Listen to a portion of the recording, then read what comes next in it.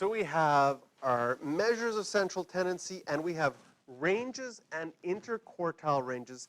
Tell us how spread out data is, right? If someone says the range of the test scores on the last test were 30, you know that there's a 30% difference from the lowest person in the class to the highest person in class, okay?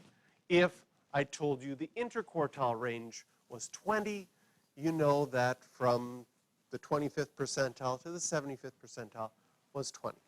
Those are all ways of measuring how data is spread out.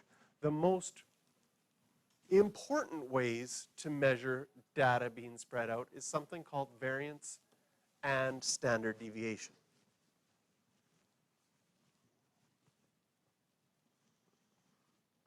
And it has a wonderful definition. And that once you see the definition, your head starts to spin and you wonder what the heck just happened. So what is variance? It is the arithmetic mean value and the mean value. Perfect. So we're going to look at what that is. And if you did that to find the standard deviation, you just square root what we just did. So the square root of the arithmetic mean of the square differences of each value and the mean value.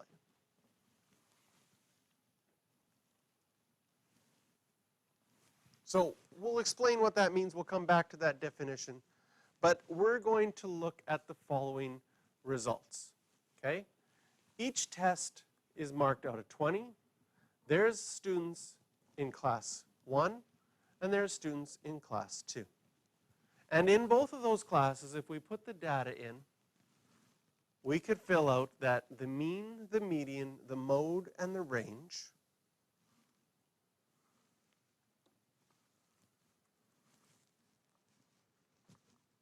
interesting that the mean, the median, and the mode are all the same, but one of them has a big range and one of them has a small range. Interestingly, I could probably make, can you see here, if I changed this score to a 5, which is the same as that one, and this score to a 20, what have I done? I have subtracted 5 off my total here and added 4 off my total here. Mathematically, if I want the mean to stay 13, I would probably need to still just change one of these 10s to an 11. Then I've added 5 and subtracted 5. It shouldn't make a difference. If I did that, the range of this one would be also identical to that one. But these two sets of data are quite different. Can you see that in test number 2, everybody is grouped together really close? And in test number 1, the data points are more spread out. But we can't really tell that easily from the data that we have here. So we need something called variance and standard deviation. Here's the same thing as those last two tests, but as a frequency chart, frequency table. This one is much more spread out. This one is much closer. So how do we take these and compare them and see what they really mean? We use the values of the variance and the standard deviation. And this is the formula to figure it out. Will you be doing this by hand? No. Will you use your calculator to do it? Yes. But is it good to see how it's done by hand to see what's really happening? So here's test number 1. We have our scores and the frequencies. That's what we had from our frequency table before. What we know is that the mean was 13. So the population mean, was it 13 or 14? Now I can't remember. Test number 1, the mean was 13. So each data point, you see how far away is it from the mean. Can you see that 5 is 8 less than what the average was? Then you square negative 8 to get positive 64. Because 5 is the farthest away, squaring it gives you quite a big number. As things get closer to the average, squaring it doesn't make as big of a difference. So 5 is 8 away from the mean, squared is 64. 6 is 7 away from the mean, squared is 49. If you take those, and since, for example, since we had 2 7s, we'd multiply that by 2 and get 72. If you add up all of those squared differences, you get 616.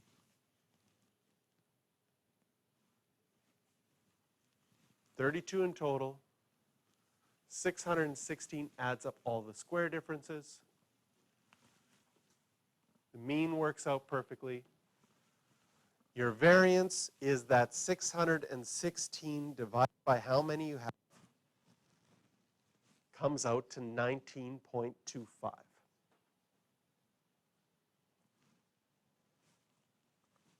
The standard deviation is the square root of that, which comes out to 4.39.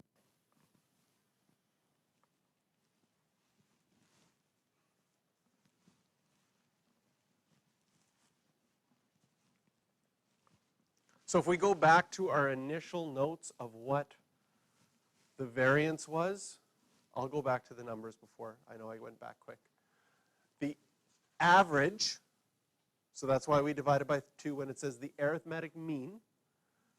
That means the average, we divided by 32, of all the squared differences. So we figured out how far each point was from the mean. Squaring it changes all the numbers to positive. Because technically, as a score of 21. 1 is 8 below average, 1 is 8 above average. But as far as spread, how things are spread out, those are both spread out equally as far away from the average. So the reason that the values get squared is because then it counts above or below equally. Then you find the average of all of those squared values once they're all added up, and that gives you, on average, how things are spread out. Okay? So, but it gives you an average of the squares. So finding the standard deviation by square rooting it gives you an average of how things are point-wise away. Oh, and there's some crazy mathematical things that we're going to find out that standard deviation tells us. We're going to find out that when things follow a normal curve, like this bell-shaped curve, famous in statistics, we found out our test average was 13. We found out our standard deviation was 4. So if I go above 4 and below 4, 4.3, but from 9 to 17,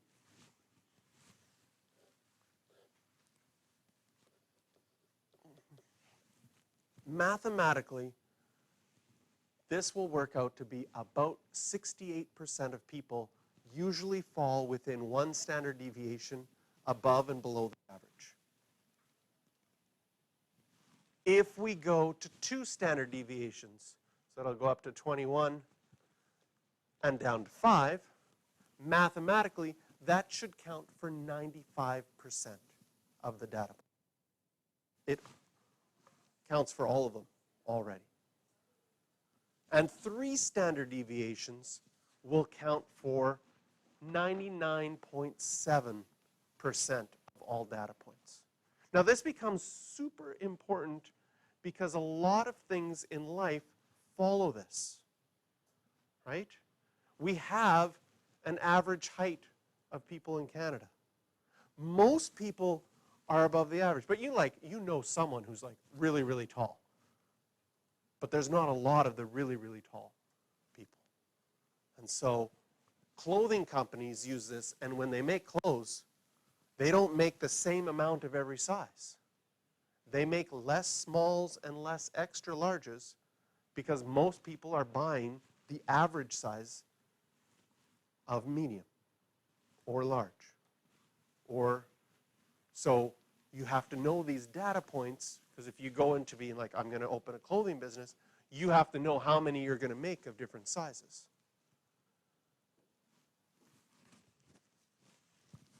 So the 4.39 tells us that 68% of the data should fall between 9 and 17. In test number 2, the standard deviation is much lower, 1.77. So now 68% of the data points are between 11 and 15, if we think of one above and one below.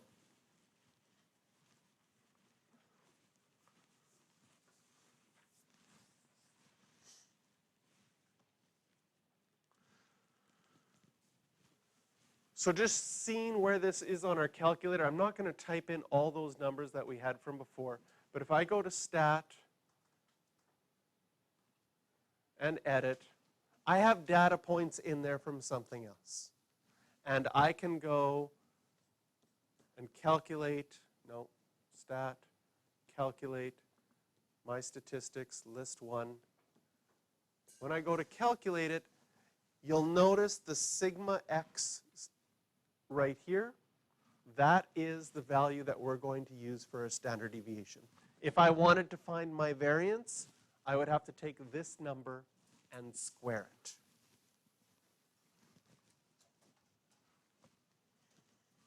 Let's say you wanted to use this number for something. Option A, write all the decimal places on a piece of paper and rewrite them. Or option B, let's see if I can find it.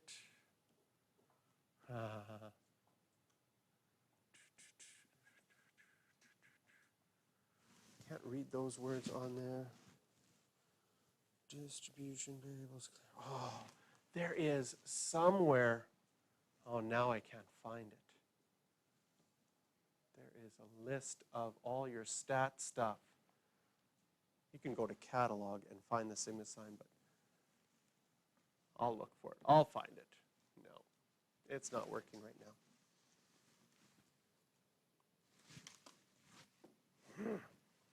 Do you hate that when you can't find something on your calculator during a test?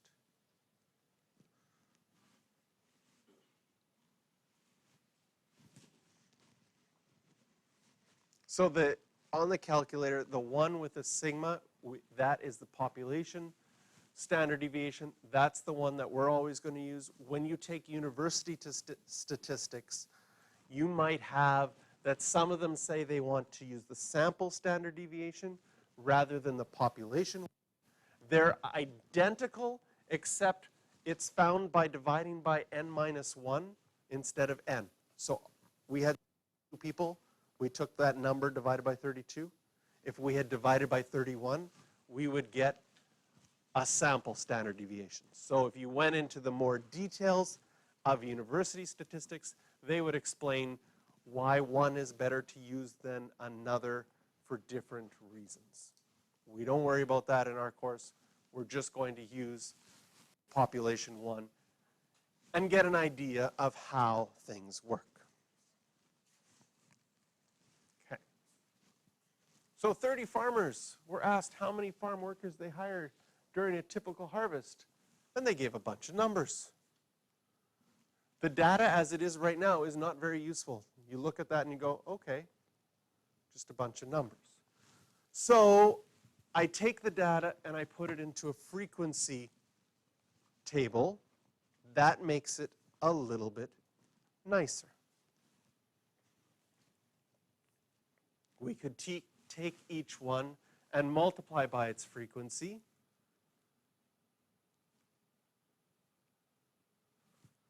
Why would we do that?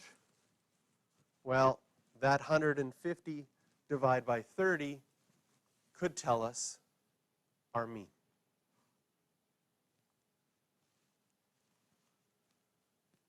Can you see that the average is 5? There's 150 total, add it all up, divided by 30. On average, they hired 5 people. How far are each of these numbers away from the average? Well, 0 is 5 away from 5. 1 is 4 away from 5, and so on.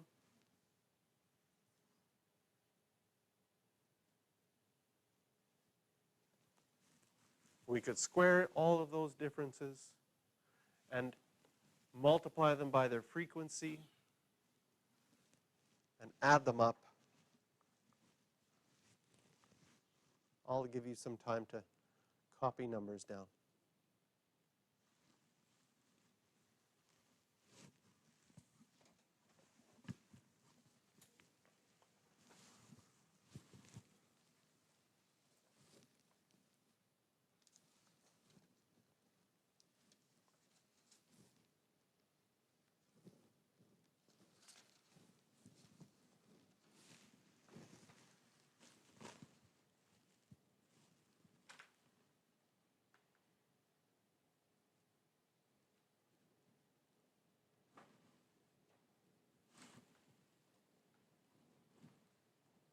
Once you have all the numbers down, calculate the variance and the standard deviation by hand. Then put your workers into list 1 and your frequency into list 2 and calculate your standard deviation with your calculator. See if you get the same number.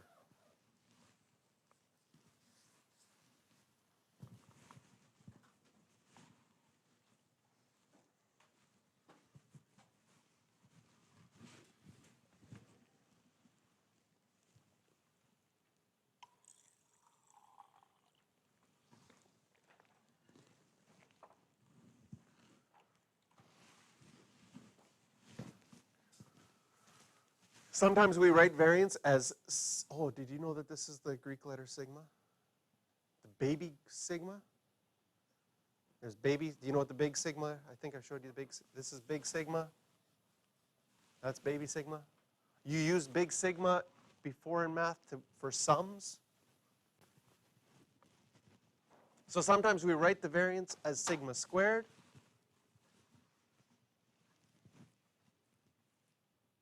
And then your average, your standard deviation is 2.25. So if the average was 5 and the standard deviation was 2.25, we could say that most people fell between one standard deviation above and below. So that would mean most people hired between 3 and 7 workers. Okay? If you went 2 standard deviations above and below, that's almost everybody. So if I went 2 above and 2 below, that gets me down to like 1 and up to 9, 9.5, but you can't really hire half a worker. Just work with your left side all day. No, that doesn't work. That would be almost everybody, 95%. And if we look at the data, does it look like 95% were between 1 and 9? Yes. 3 standard deviations above and below. Statistically, the number is 99.7, 99.7%. Okay? Interesting, 3 below gets us to like -2. Like, I hate hiring a -1 worker. Don't know how that would work.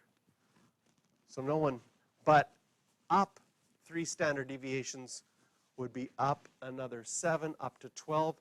Does that encompass all of the farmers if we look at the data points? Yeah, none of them went beyond 12. That would be really rare. And so something above 12 would be really, really strange. In fact, it would probably be an outlier in your data. If someone like, yeah, I hired 50 people. Well, that's really weird. Doesn't seem to fit the the rest of the data.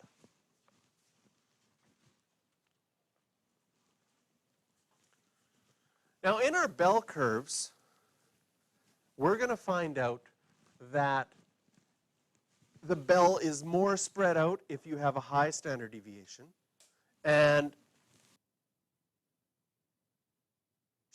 in the bell curve, the area under the curve always equals 1. So when your curve has to go up higher to keep the area of 1 underneath. And the area underneath is actually a percentage, so 1 represents 100%. Some properties of standard deviation. Standard deviation is never negative.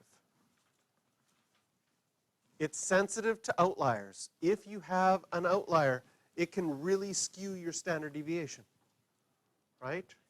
If everybody was getting 80% on their test, but one person decided to get 0, then that really skews the spread, okay? The greater the spread, the greater the standard deviation. If all values are the same, does it make sense that standard deviation would be 0? There's no spread.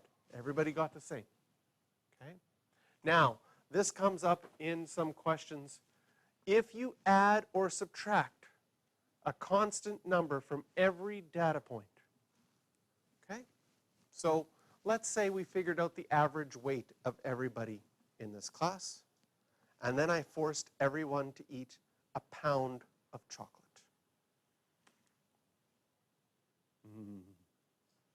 That's a lot of chocolate, though. What would happen to the average weight of this class? Does it make sense that the average weight would go up a pound? Okay. But the spread would stay the same. We would still be spread out the same amount. Weights would be spread out the same amount. So adding or subtracting a constant value from every data point will increase the average by that amount, but it won't change the standard deviation, okay?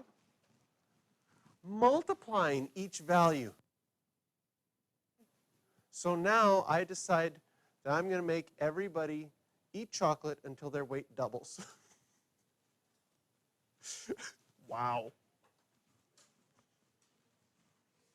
Can you see that that would, if everybody doubled their weight, our average weight would also get doubled? Okay? But our spread would also be spread out more. Range would get spread out more because the person who was, right, or came into class, you're 120 pounds, you're now 240. Wow. But the person who was 180 pounds already had to get up to 360. I think this would be a very expensive endeavor, and I probably would not get approval from the board. My plan is to feed students chocolate until their weight doubles to help them learn statistics. Denied. But both your mean and your standard deviation would be multiplied. So if you're adding something, only the mean would change, not your standard deviation. But multiplying would change your spread, would get more spread out as well. Makes sense if you had, like, if your range of data was, you know, from 120 to 180 is 60, when you double it, now your range is 120.